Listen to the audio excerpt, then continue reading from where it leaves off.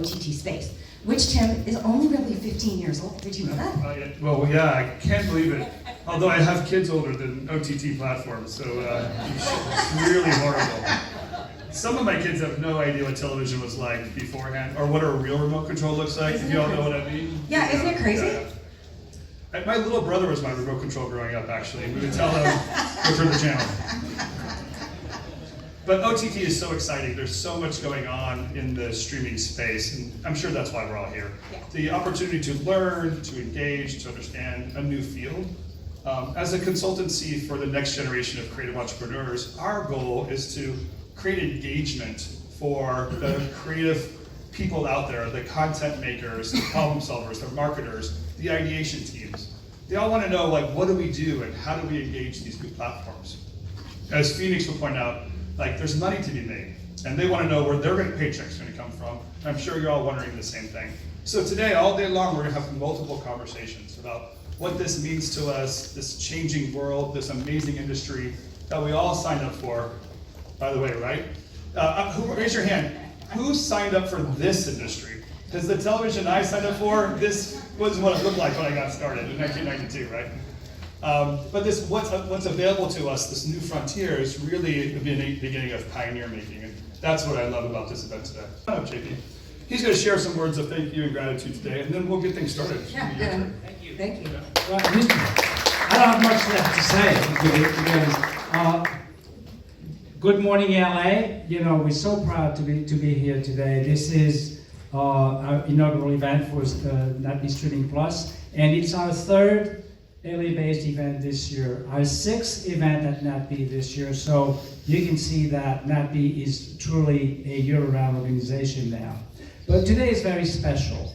We wanted to have an event for the streamers, by the streamers, and with the streamers. That was really important to us. This is why we have put together a powerful agenda, timely topics, and as Tim mentioned, a lot of networking. We want this to be your family, your group, your community. We're very proud of that.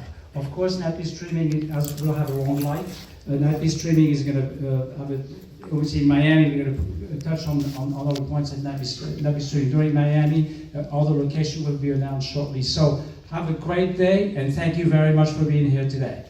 Looking at an ad-free model, so subscription. The CW really dug its heels in and stuck with the AVOD model. So I think it'll be interesting for us to learn today at the top of the day how platforms like that really start to approach their audience with free content that's ad-supported. Thank you both.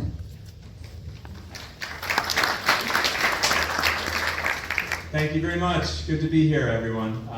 I am delighted to be getting the opportunity to speak with our first keynote guest, Rick Haskins. Rick, as I understand, was the first employee of the CW? Yes. We're going to call him the first. He is the first, the original CW employee back in 2006. Today he's Executive Vice President of Marketing and Digital Programs, and we're going to be talking about his whole purview at CW. Welcome, Rick. Thank you very much.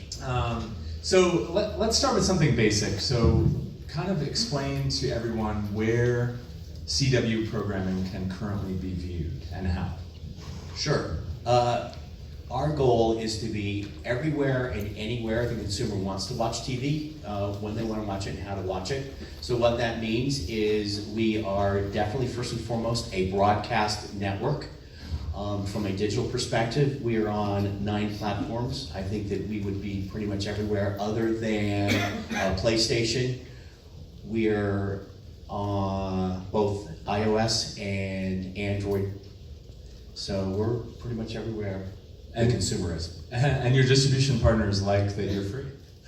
Yeah, they really do like they're free. We were talking about this when somebody buys an OTT product like a Roku or something like that. They plug it in, and sometimes they forget that in order to have the apps that are there, if it's a subscription model or an SVOD model, they have to buy that as well.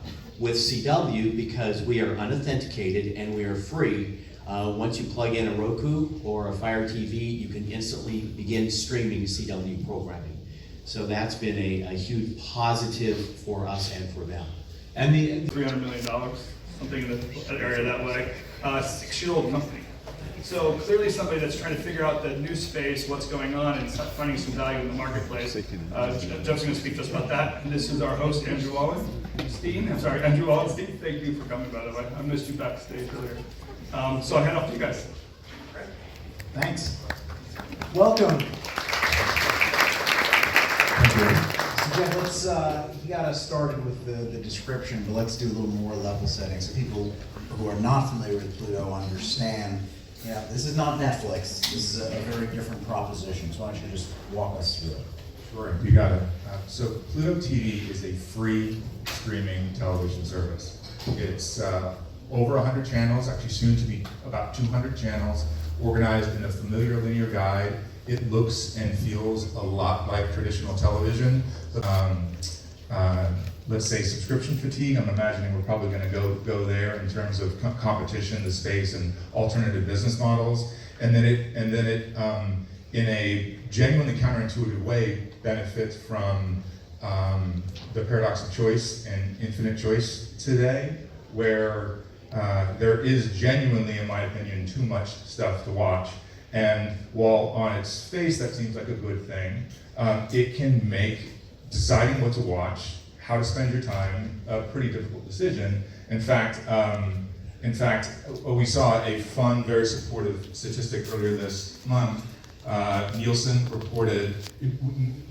issued a report about consumers having more and more difficulty deciding what to watch. And one of the quick takeaways was that 21% of people 18 and greater, 18 and older, fail to decide what to watch and just walk away when deciding what to watch instead of video on demand. And the magic of Pluto TV is that you turn it on, and before you even can decide what to watch, there's a show in progress. So it's a bit counterintuitive, linear being back in fashion. That said, we also referenced, Viacom acquiring you. Can you break down what exactly has that meant for the business? Because I would imagine it's been pretty big. It's been transformational. It is true that the business was already experiencing hypergrowth before Viacom acquired the company. That happened in March of this year. But the fit between Viacom and Pluto TV is very clean and has not been, and we've been able to execute very, very quickly against it. So this is content and brands. These are brands that are still iconic and mountains of content which has largely been sitting on a shelf and increasingly by Viacom been taken back from third parties, not licensed to third parties and instead controlled outright by Viacom. Distribution, and by distribution I mean both relationships with distributors like a Comcast or a Cox, as well as marketing, as well as ongoing relationships with these pools of customers. Advertising sales and revenue, we very proud of the progress we made on ad sales, but we are now able to have access to the resources of one of the largest media sales organizations in the world and accelerate our ability to, in fact, I'm realizing now I failed to mention the fact it's free and ad supported. We do actually make money, just not from the consumer. We make it from an advertiser who's paying to engage with that audience. And then international. We had approached international as a startup would, with modest steps in both the UK and Germany. Within weeks of the announcement of the acquisition, we also announced plans to launch in Latin America. And Latin America wasn't on the whiteboard as an independent So starting with you, sir. Hello, I'm Chris Carey. I'm the Chief Revenue Officer and General Manager for BTI Studios, and we're in the business of global localization of content. We'll talk more about that, I'm sure. Absolutely. Josh Rodriguez, I'm the CTO of Truex. We're an ad technology company that's trying to bring interactive commercials to digital. Hi, Yuval Richter. I'm the Chief Product Officer for First Media. We're a big publisher for Millennial Women. And hi, I'm Colby Smith, Senior Vice President of Content and Partnerships for ABC News. I oversee the Disney's core news brands, ABC News, 538, and Good Morning America. Great, so let's jump right on in. With the proliferation of SVOD options today, what are we saying? Is this field overcrowded? And if it is overcrowded, what are the obstacles and what are the challenges to succeed? Starting with you, Chris. Is it overcrowded? That's really a question based on what market you're talking about. So I think we really have to kind of bracket in the world, the global world we live in. Every market's in a different state of maturity. But generally, no. I actually think the crowding has just begun, and I think the competitive landscape for direct-to-consumer, digitally distributed content is really just at the beginning of a very, very dynamic and competitive landscape over the next few years in the US and in the rest of the world, different places, different times in that life cycle, but all well ahead of what I would call saturation. Joshua, weigh in on that? Sure. I'd say as a consumer, I feel like, at least domestically in the US, it is pretty crowded. If I want to find a show that I want to watch, where do I go? There's like a dozen different streaming solutions. Rights are very complicated for consumers, like things shift from Netflix to Amazon Prime to other locations. So I think the fragmentation actually is a problem for the consumer. That said, people are consuming more and more media like every single year, and the content keeps getting better. So if we figure out the user experience problem, I think that there's plenty of space for lots of players. What about you all? What are your thoughts? For us, it's awesome. We create content. For us, the better distribution, the easier for us to monetize. So we are currently on any platform you can think of. So Facebook, Instagram, YouTube, Snap, TikTok, all OTTs, different interactive platforms. So for us, content just keeps on giving. So the more the merrier. And your thoughts? You know, we look at it as how many subscription services are households willing to subscribe to, and that hasn't really changed all that much. I think there was a survey out earlier this year that showed that it's still about 3. And so what we see is the subscription services are getting more competitive, and having the best content offering is critical to that, because these households are now going to be debating, am I going to pay $15 for HBO or $16 for Netflix, and what's included in that offering? So there's certainly more opportunities from the content creation side to fill a niche and a programming gap for these services, but it's certainly getting more competitive, and I think the big question is how many services is the average household going to subscribe to? Want more of a payback. They want to know how to utilize data. They want to know how, who to advertise on, and they want to know the environment that the ads are in. I mean, a whole series of questions. What is it that you're trying to help them grapple with? What's the biggest? I mean, it goes back to what Scott just said about the ecosystem is changing. Television, I mean, right now I would just define television as the content, not the screen, and it's changing, so helping advertisers navigate through that.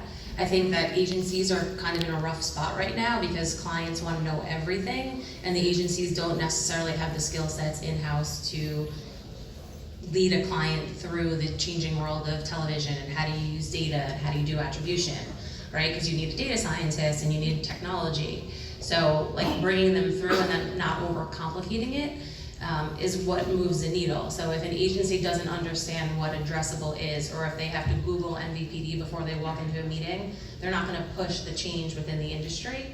So I think we just need to keep everything simple and kind of work together to keep the industry moving forward. Can you name is there a specific client that you find is out ahead, that really is starting to get it, and that setting the example for others, or that you're helping, or that you consulting for? Yeah, and I've done addressable for the last 6 years. So addressable defined as taking either a set-top box ID, an exposure file, an IP address, matching it to data, identifying a high value audience, so people are in market to drive a car, switchers in the toothpaste category. Then at the end of the campaign, tying that back to a business outcome. So that's all I've done. To me, it's pretty easy. Every category is now doing addressable. Auto would be the first category that started, but now you're doing it with every category down to CPG.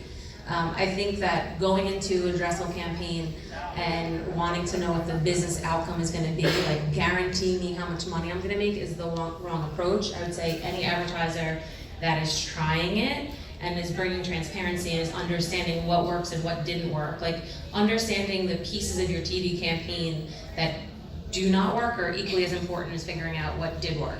So I'd say anyone that had the balls to try it is doing a great job.